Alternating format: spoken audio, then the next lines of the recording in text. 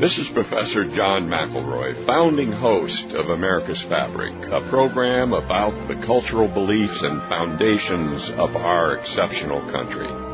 The program you're about to hear will help connect those beliefs and foundations to today's society. Here's your host for today.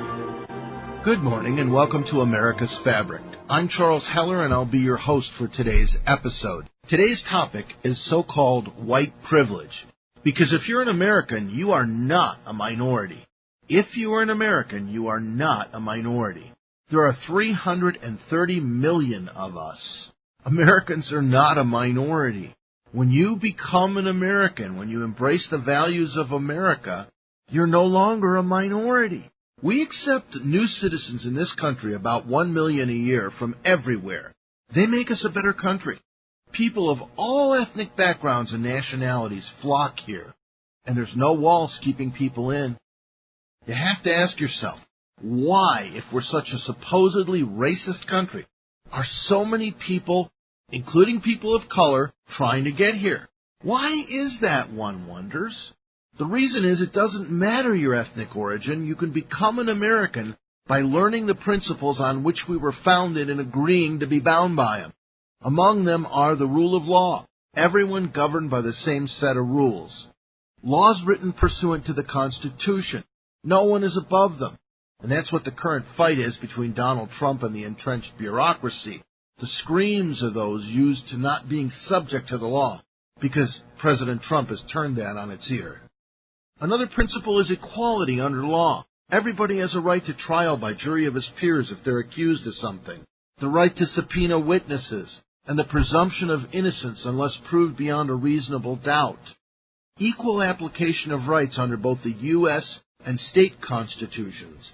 Equal enforcement of the provisions of their rights under the Bill of Rights, the first 10 amendments to the U.S. Constitution. And that's what the fight is now, with certain minorities asking for special rights due to past inequities in the law, which have since been changed. By agreeing to these rules, and some others that I haven't covered for the sake of time, your ethnicity becomes American no matter where you came from. You're not Hispanic, or Asian, or African American, or any other hyphenation. You may well be of some ethnic descent, but you become an American, and as such, you are not a minority. You are part of a union, 330 million strong. You want to see your union card? Just pull out your voter ID. It's right there. White privilege, or I should say so-called white privilege, is the idea that somehow, because you're a Caucasian, you are entitled to more good things in life, and that somehow people of darker skin tones are somewhat penalized for not being like you.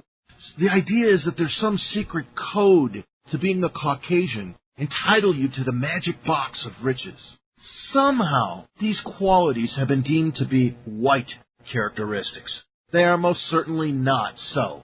If they were, how does that account for the success of entertainers like Oprah Winfrey, who is a billionaire, Bill Cosby before his self-inflicted demise, James Earl Jones, musicians like Nat King Cole, who himself overcame terrible racism, Beyonce, who has a net worth of more than $400 million, Samuel L. Jackson, Whoopi Goldberg, whose real name is Karen Johnson, Nichelle Nichols of Star Trek fame, Gregory Hines, Brock Peters, an actor who played in To Kill a Mockingbird, Lena Horne. I could give you 1,000 other successful black names in entertainment going back to the 1880s.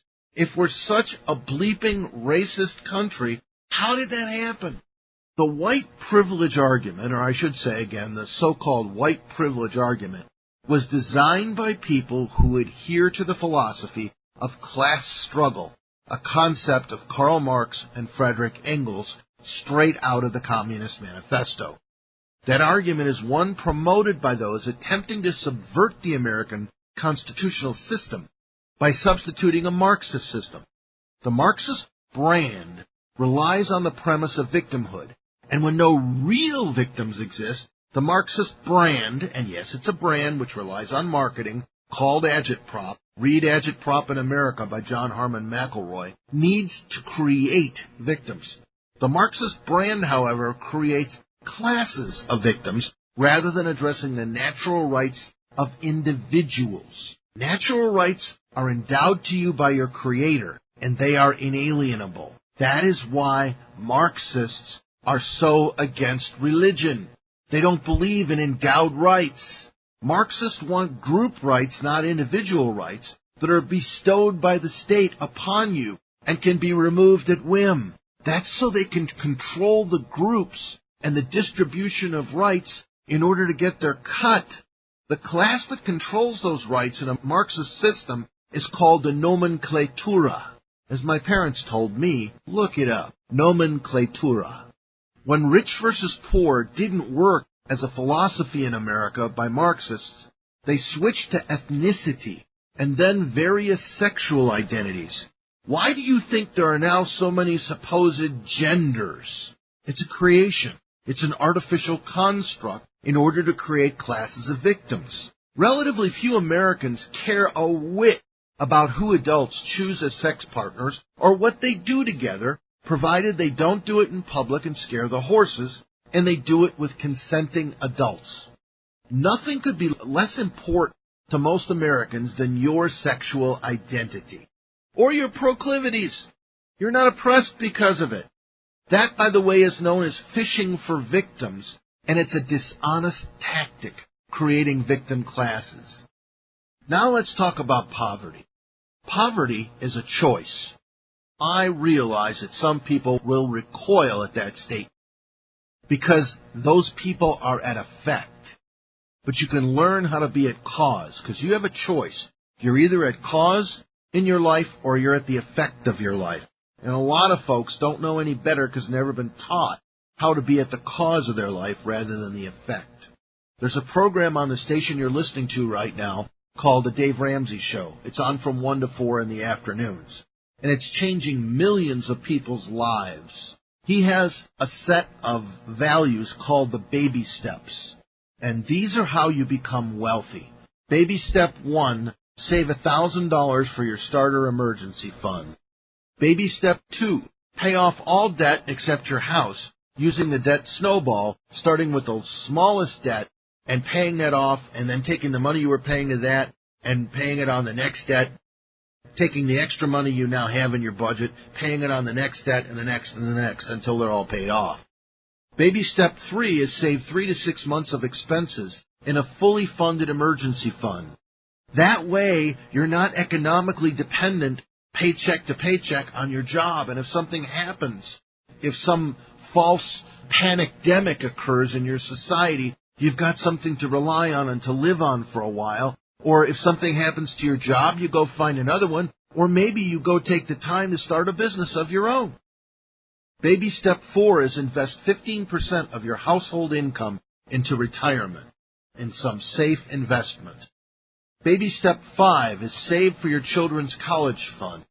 Baby step 6 is pay off your home early. Baby step 7 is build wealth and give generously. Do you want to be free of poverty? Focus. Get the Every Dollar app for your phone from Ramsey. It's free. How's that for overbearing capitalism? It's free. Name every dollar that you bring in. Make money work for you. If you want a free book on it called The Total Money Makeover, you can call Imus Wilkinson Investment Management at 777-1911. Again, 777-1911. The book is free. How's that for pushy? It's free. Where in those 7 baby steps are any so-called minorities excluded? Is it white behavior to do those 7 things? No, it's American behavior. If that's racist, why are 2 of the major Ramsey personalities, Chris Hogan and Anthony O'Neill, black? Do you think they just became black for the purposes of that program? They're regularly on the 3rd largest radio show in the country. That reality flies in the face of the philosophy that you are a victim. You're a victim only if you embrace victimhood. Victimhood is a lot like citizenship, you know? You sign up for both of them. In citizenship, though, there's an actual oath. Here it is, quote, I hereby declare on oath that I absolutely and entirely renounce and abjure all allegiance and fidelity to any foreign prince, potentate, state, or sovereignty, of whom or which I have henceforth been a subject or citizen, that I will support and defend the Constitution and laws of the United States of America against all enemies, foreign and domestic, that I will bear true faith and allegiance to the same, that I will bear arms on behalf of the United States when required by the law, that I will perform non-combatant service in the armed forces of the United States when required by the law, that I will perform work of national importance under civilian direction when required by the law, and that I will take this obligation freely, without any mental reservation or purpose of evasion, so help me God." Unquote. That's the actual oath of citizenship. In victimhood, there's a set of behaviors instead of a formal oath. Among the behaviors of victimhood are social disruption, irresponsibility, destructive as opposed to peaceful protesting, blocking roads, throwing rocks, burning stores, smashing windows, tearing down statues, etc. The behaviors of American citizenship are responsibility, entrepreneurship, self-reliance. I call that a Leatherman culture. Leathermans are a small multi-tool with a pliers, screwdrivers, and a scissors in most of them, and a blade, that allow you the flexibility to solve most physical problems by yourself. Other American values are ingenuity, networking, respect for private property and the rights of others, voting, service in the military, religious observance, participation in virtuous organizations such as Scouting, Kiwanis, Rotary. By the way, Rotary has a wonderful 4-way test. It's very simple. Everybody should memorize it. Number 1, is it the truth? Number 2, is it fair to all concerned? Number 3, will it build goodwill and better friendships? And number 4, will it be beneficial to all concerned? In other words, you only participate in win-win deals, not win-lose ones. If not, there's a great American expression that I'd like to help instill in our culture through this program. The expression is, don't do that! And by the way, it is neither a white nor black expression. There are dozens of other great service organizations. Americans join them, and none of them have any racial requirements. Americans don't wait for something to happen, they make it happen. They don't wait for a government program. Remember in several of the recent hurricanes over the last few years, how the Texans and Louisianans launched rescues in private boats? Remember the Cajun Navy? Hurricane Katrina and reactivated in the aftermaths of the 2016 Louisiana flood. Hurricane, Harvey, Hurricane Irma, 2018, the Hidalgo County flood, Hurricane Florence, Tropical Storm Gordon, and Hurricane Michael. The so-called Cajun Navy are credited with rescuing thousands of citizens during those disasters. The American militia summoned itself up. Did those Americans wait for a government program? That's what's being mistaken today for so-called white privilege. The fact they owned a boat and they motored to somebody's rescue is being called white privilege. Americans don't care what color their rescuer is or what language they grew up speaking. And the rescuers don't care what color the victims are or what language the rescuees speak. They care about their humanity. The question is, what is it you will make happen? Will you make your family's success and a legacy, or are you going to engage in a riot? You can't build wealth by tearing things down like statues, buildings, breaking windows. Tearing down a statue is not an attack against white privilege. It's destruction of the ideas that other people built over the years and monuments to the ideas that other people built over the years. It's the opposite of the American dream. And isn't that the point?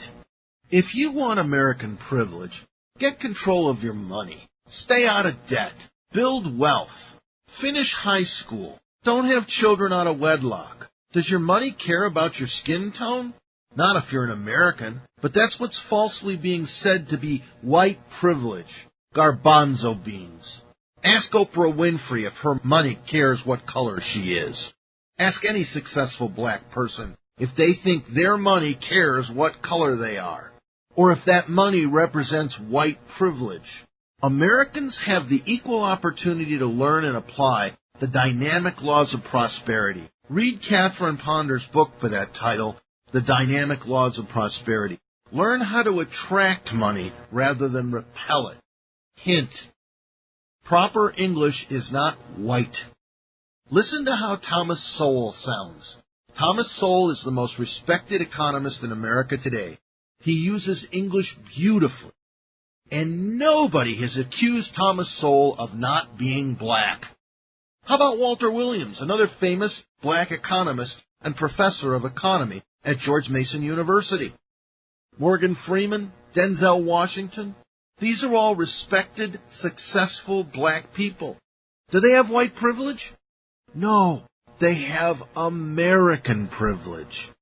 Another way we have American privilege is that Americans can learn self-defense, and they can legally own the tools to it, and that ownership is protected by law. A rifle, a pistol, a shotgun, and a .22, and an air gun to practice with.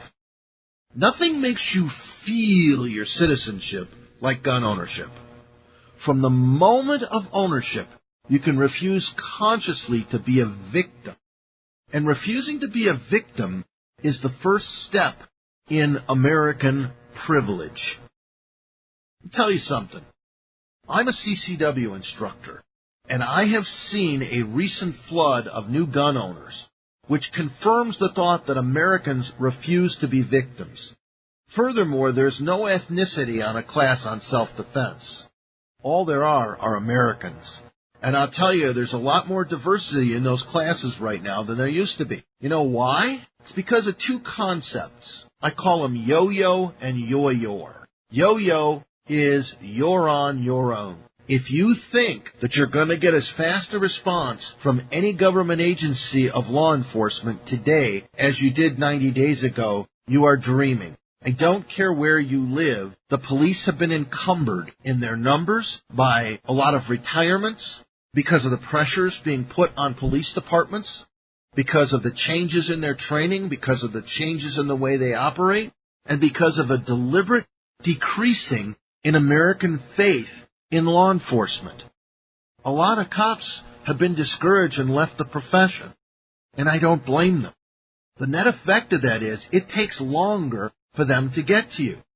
And if you're in Tucson, we have about 680 deployable cops. Divide that by 5 districts, and then divide that by 5 overlapping shifts, and figure out how many cops there are in Tucson in any one place at any one time. What happens if there's a serious incident somewhere in the city, or a cop calls out that he needs help? You know darn good and well that many of them are going to drop what they're doing and go help the other cop so he doesn't get killed. You are not, if you live in Tucson, it's sometimes going to get anything but the most serious of priority 1 calls answered at all. Yo-yo, you're on your own, and yo-yor, you own your own results. Americans take responsibility for their own defense. Keep that in mind. Nothing confirms citizenship like voting, and voting is one of the ways we move from insular groups into a majority. The concept was our national motto until 1956, E pluribus unum. It means from many, one. The concept was that of the melting pot, that we come from many places, but we join together, we keep our unique differences, but we meld into one society. That was the concept of the melting pot, which, by the way, was Theodore Roosevelt's favorite play. It was a play popular at the time he was president.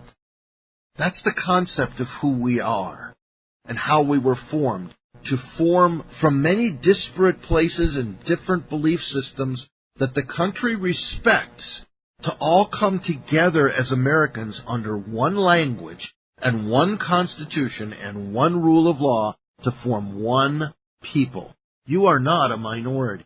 We all coalesce to form one polity. As an American, you are not a minority. You can choose to make yourself a minority by joining small groups who tear things down. Or you can be the majority who, by their strength of will, use American principle to build great enterprises and great wealth. The reason this country is successful is not because of so-called white privilege. It's because of ingenuity that is not, for the most part, corralled by law. It's one of the reasons why up until March, we had a huge exploding prosperity throughout the whole country that was reverberating throughout the world. Because the regulation, a lot of it had been knocked down. President Trump promised to remove 2 regulations for every new one that he put on, and he exceeded it. He's removed about 3 for 1. That's why the economy was booming up until this pandemic. But small bands of agitators, funded and goaded by Marxist-oriented groups like Black Lives Matter, and I'm not defaming them, Google them, they say it themselves.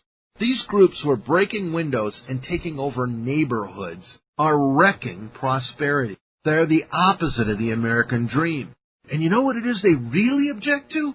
What they really object to is the ownership of private property and anything that celebrates the building of wealth. You know why?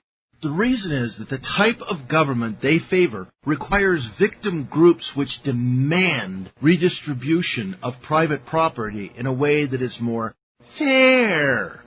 Nobody in his right mind who's politically aware in this country claims that racism doesn't exist or that we couldn't make improvements in the country. We can always form a more perfect union. But the people throwing rocks, and more importantly, the people financing the throwing of rocks, do not want a more perfect union. They want a more divided union so that they can play the sides against each other to their own advantage.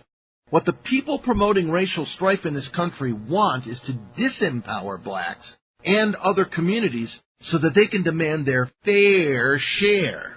What scares the stuffings out of the race grievance industry are that the Anthony O'Neills and the Chris Hogans of the world are teaching people of all skin tones and national origins how to depend on themselves. The race grievance industry demonizes people like them and Walter Williams and Thomas Sowell as Uncle Toms for not towing the Marxist line. Of course there's still racism. It's the nature of humans to be tribal. Nobody says there isn't. But the election of Barack Obama for 2 terms, mostly with Caucasian people's votes, proves that there is no level of achievement which is blocked to people of any ethnic origin or any national origin or any religion if they have a will to overcome it. You don't even have to like the country to be the president of it, which President Obama proved very convincingly. In doing that, Mr. Obama proved that he's not a minority. He's an American. He gave up his Indonesian identity. It's not a conspiracy theory. His adopted father, Lolo Sotoro, is an Indonesian. And he decided to be American. If he can do that, so too can anybody here, no matter if they just took the oath of citizenship or they decide to put down the rock and go build something that serves people, not derides them for what their ancestors did.